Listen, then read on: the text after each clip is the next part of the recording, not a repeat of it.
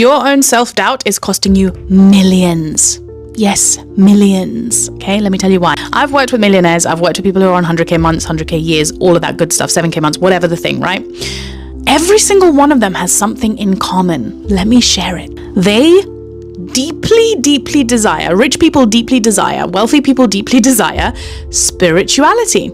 Every wealthy person that I have met, that I have worked with, that I've collaborated with in any shape or form is deeply spiritual.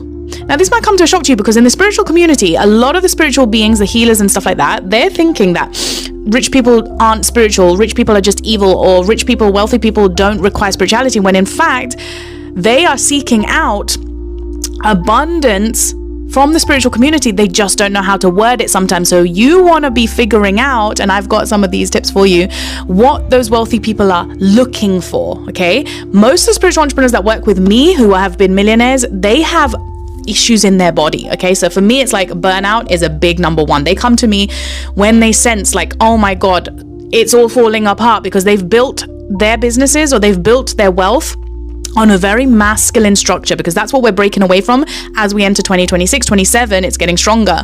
We're more deeply aligning with our femininity, with our intuition, right? And taking action from those spaces. And people who have built wealth, they don't need money anymore. Now what they're doing is, oh my God, where did I sacrifice all of my health? And it's now showing up in my body. And spirituality will bring that magic back into their body so that they learn how to deeply integrate, to rest, to not burn out, to build from a space of relaxation and trust.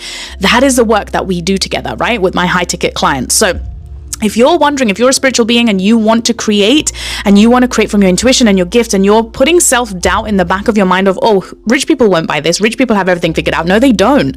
They have money figured out. They have their businesses figured out, but they have that figured out in very unaligned ways at sometimes, right? Because a huge sacrifice is sometimes required when you go into the building stage, being part of being an entrepreneur. I know this, but I have built and designed my entire business around flow and feminine and intuition.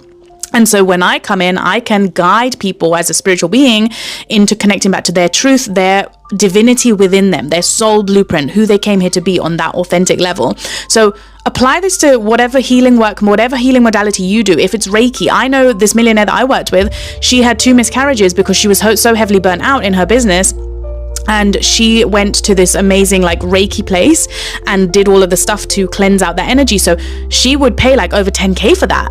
And so if you're allowing your own ego mind to get in the way of, oh, this person will only pay this much, or this person will only pay this much, you are blocking your own self from the wealth that is trying to come knock at your door. So don't allow that to get in the way. If you're a spiritual being, your services are required, even more so now moving into a